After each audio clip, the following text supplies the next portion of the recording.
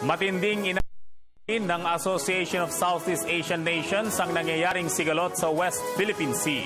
Samantala, direkta namang sinabi ni U.S. Secretary of State John Kerry sa kanyang pagdalo sa ASEAN Foreign Ministers Meeting sa Malaysia na hindi tatanggapin ng Estados Unidos ang restriksyon sa paglalayag o pagpapalipad ng eroplano sa disputed territories.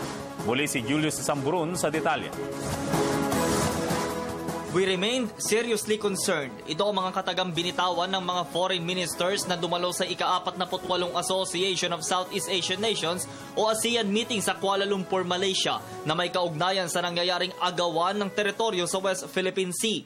Ayon sa ASEAN, nagpapatuloy ang ginagawang pag-uusap ng bawat bansang ASEAN hinggil dito. Naglabas din ng kani-kaniyang komento ang mga ministro ng bawat bansa at nagbigay din ng posibleng solusyon dito. Dahil kasi sa insidente ng West Philippine Sea, tumaas ang tensyon at unti-unting nawawala ang matatag na samahan ng ASEAN ng China. Direkta namang sinabi ni U.S. Secretary of State John Kerry sa kanyang pagdalo sa ASEAN na hindi tatanggapin ng Estados Unidos ang restriksyon sa paglalayag o pagpapalipad ng eroplano sa disputed territories. Samantala, positibo naman si dating National Security Advisor Roy Logoles na gagawa ng paraan ng ASEAN at maging ang ating bansa na maresolba na ang sigalot na ito nang hindi gumagamit ng dahas. Meron magandang development. The ASEAN has decided to go along with us in opposing the reclamation project of China in the South China Sea. There is a coalition building up and China is gradually being isolated.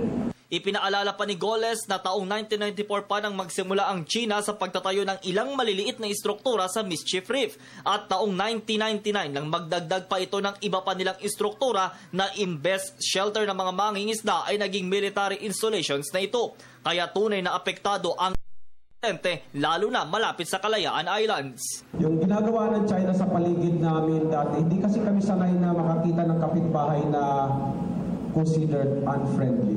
Ngayon nakikita mo by your naked eye pagka clear sky sa horizon. Napakaraming barko, ang lalaki ng crane. At pagkagabi, akala mo syudad.